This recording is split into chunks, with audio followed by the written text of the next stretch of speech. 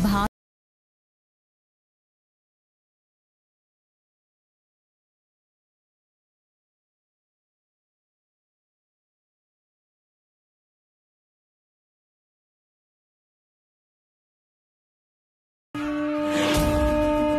నేను 108 బిందెలు ఏజే చేత మోయించాలనుకుంటే అనవసరంగా భాను షేర్ చేసుకునేలా చేసిందా దక్ష. ఏజే ఒక్కడే 108 బిందెలు మోస్తే చివరికి కళ్ళు తిరిగి పడిపోయేవాడు.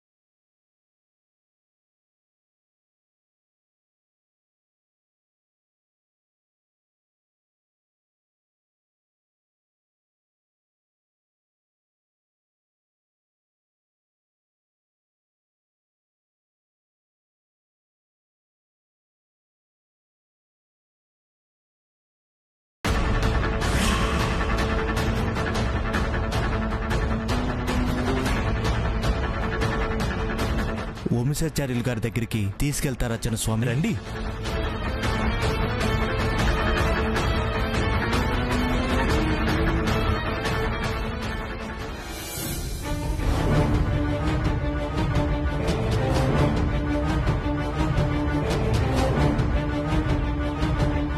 ఎలా ఉంది అభిషేకం అభినవ్?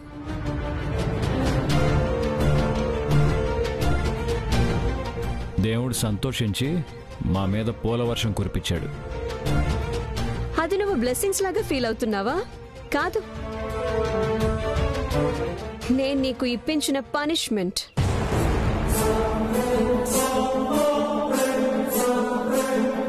ఏసీ రూమ్లో ఏసీ కార్లో తప్ప ఉండలేని నీతో నీళ్లు మోయించి వీధి కులాయి కష్టాలను పరిచయం చేశాను. 4 రోజులు పోతే వీధిలో కాపురం కూడా పెట్టేలా చేస్తాను.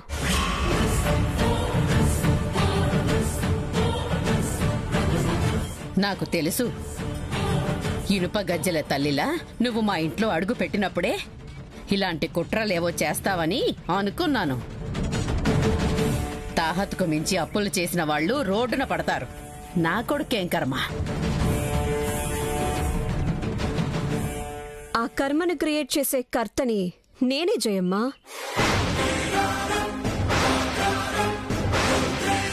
నీ గురించి నువ్వు చాలా ఎక్కువగా ఊహించుకుంటున్నావు. నీ ఊహల వల్ల నీకు ఆనందం దొరుకుతుంది అనుకుంటే నీ ఆనందాన్ని నేనెందుకు కాదనాలి?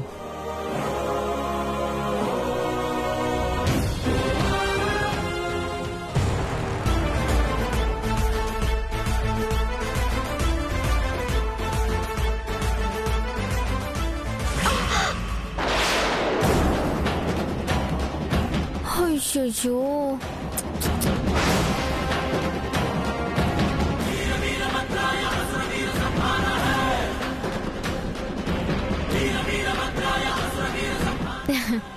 ఇప్పుడు పడితే బాగుండేది పూల వర్షం.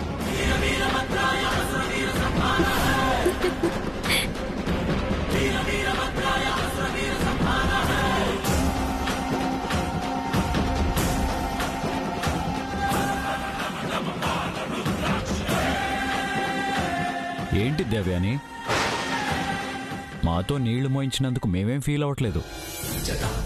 ఎందుకు పాపం నా కాళ్ళ మీద పడి క్షమాపణ అడుగుతున్నావు?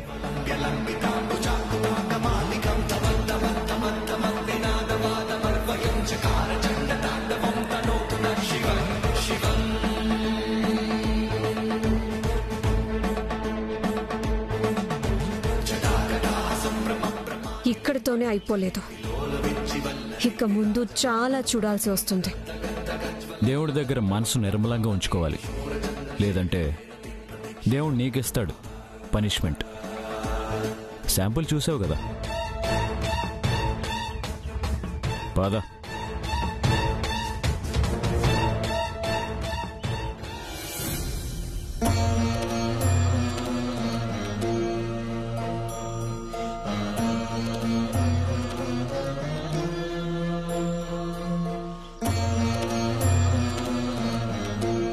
నమస్కారం స్వామి. ఈ అమ్మాయి మా కాబోయే కోడలు స్వామి.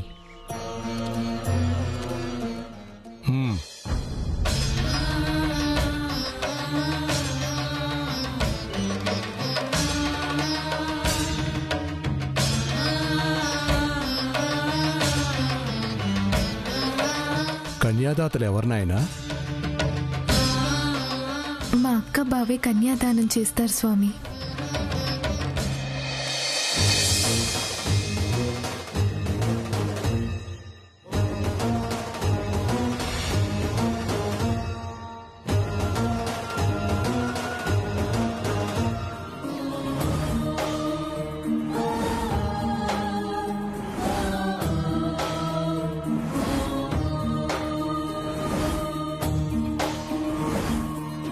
నరఘోష చాలా ఉంది.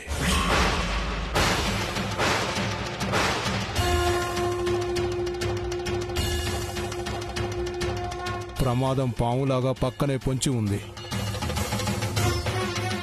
అప్రమత్తంగా లేకపోతే ప్రాణాలకే ప్రమాదం.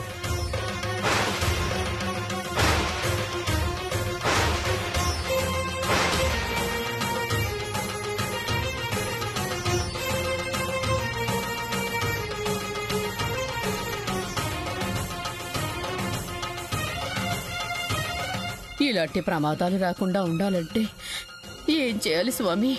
ఈ రక్షాతోరణం పెళ్లి జరిగే వరకు కన్యాదాత చేతికే ఉండాలి, విప్పకూడదు.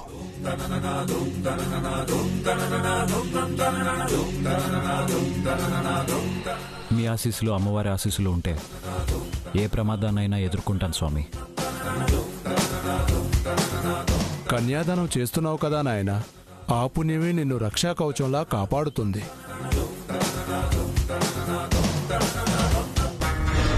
అసలు పెళ్ళే జరక్కపోతే కన్యాదాన ఫలం ఎక్కడా, పుణ్యం ఎక్కడా? స్వామి, మంగళసూత్రం ఇస్తారా స్వామి?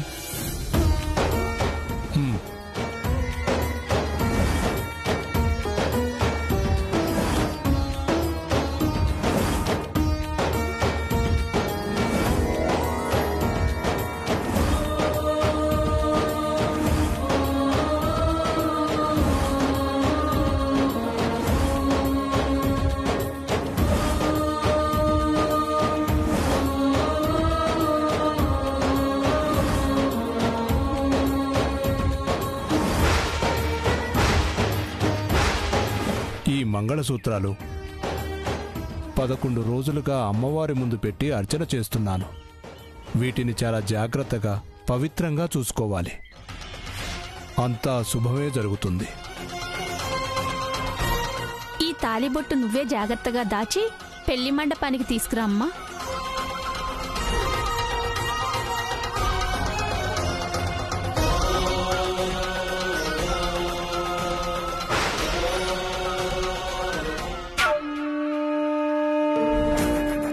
పేరు బయటపడకుండా ఈ కోడళ్ళని అడ్డం పెట్టుకొని అనుకున్నది సాధించాలి.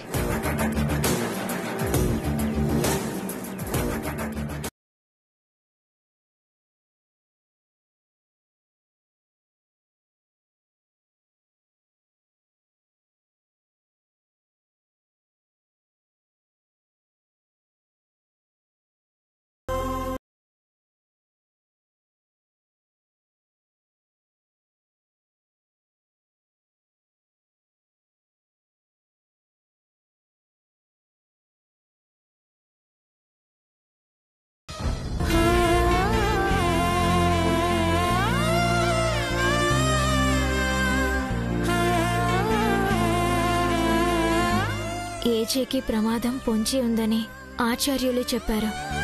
ఆయనకి ఎటువంటి ప్రమాదం జరగకూడదు స్వామి, నువ్వే కాపాడాలి. నరఘోష చాలా ఉంది. అప్రమత్తంగా లేకపోతే ప్రాణానికే ప్రమాదం.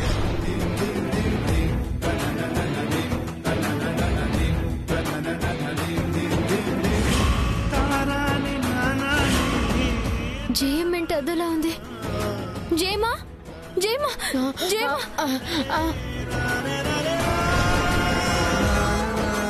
రండి, ఇలా కూర్చోండి.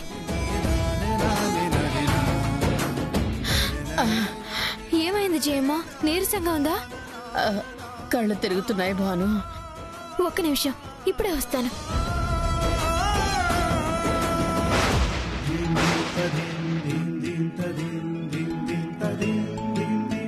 తాగండి జయమ్మా. జయమా, జయమ్మకి ఏమైంది? నడుస్తూ నడుస్తూ పడిపోబోతుంటే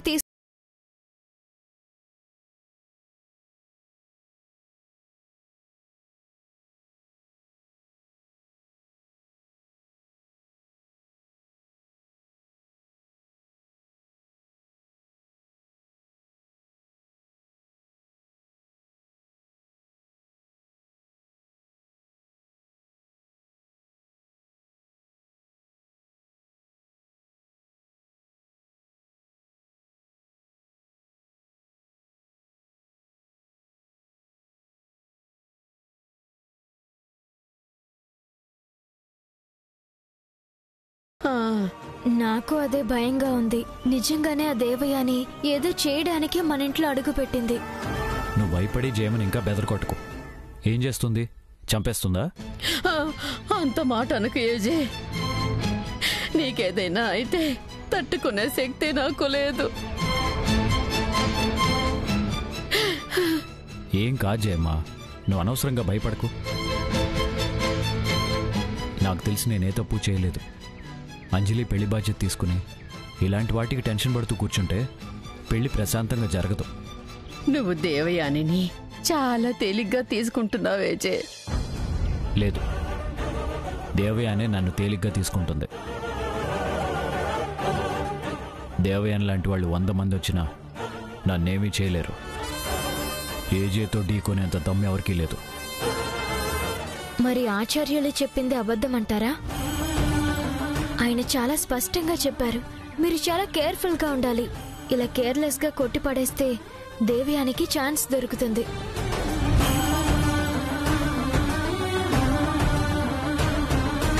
చూస్తాను ఏ రకంగా నన్ను ఇబ్బంది పెడుతుందో. ఇంట్లో పెళ్లి పెట్టుకున్నాను. పెళ్లి కొడుకు తరఫున వచ్చిందని మర్యాద ఇచ్చి ఇంట్లో ఉండనిచ్చాను. లేదంటే వచ్చిన రోజే గట్టిగా బుద్ధి చెప్పి చేతనైంది చేసుకోమని వెళ్ళగొట్టేవాణ్ణి. అర్థం లేని ఆవేశం, పనికి మాలిన పగ తప్ప దేవయాని ఆరోపణలో నిజం లేదని అర్థం చేసుకోలేకపోతుంది. ఏది ఏమైనా ఈ గుడికి వచ్చినందుకు ముందే మనకు సంకేతం అందింది. ఆచార్యుల వారు రక్షా తోరణం కట్టారు కదా. పెళ్ళయ్యేదాకా మీరా తోరణాలని జాగ్రత్తగా కాపాడుకోండి. అలాగే జయమ్మా, నువ్వు ఇదంతా మర్చిపో, ప్రశాంతంగా ఉండు.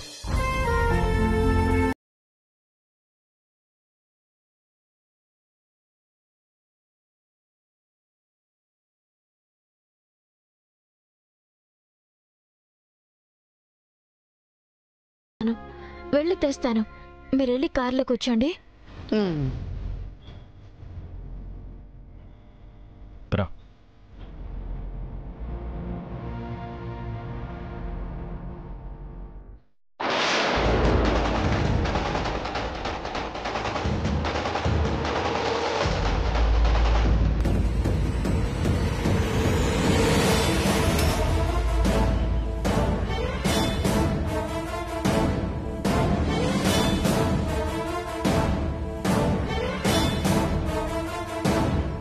అసలే పూజలో పెట్టిన పవిత్రమైన తాళి అది పోయిందంటే ఏజీ ఆ మంట ఈ మంట నా మీదే చూపిస్తారు. అందరూ నన్నే అంటారు. జయమ్మ పడిపోబోతుందన్న కంగారులో నేను మంగళసూత్రం మాటే మర్చిపోయాను.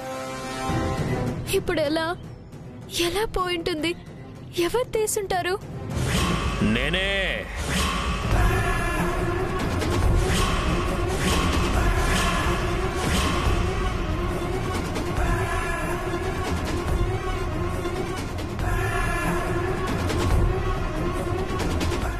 నేనే.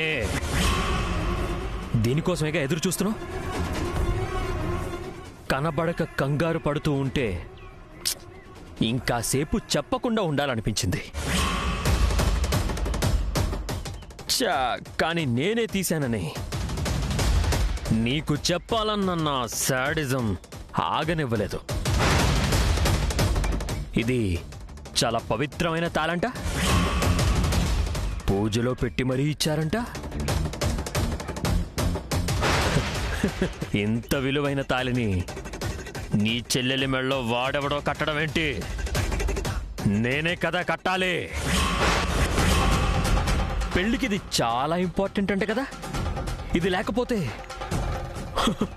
వాడితో పెళ్లి ఆపేస్తారు కదా. చూసావా, దేవుడు మంచి వాళ్ళకి మాత్రమే మంచి చేయడు, నాలాంటి వాళ్ళకు కూడా హెల్ప్ చేస్తాడు. నాకు దొరకాలనే జయమ్మ రూపంలో నిన్ను అక్కడికి పంపించే ఏర్పాటు చేశాడు.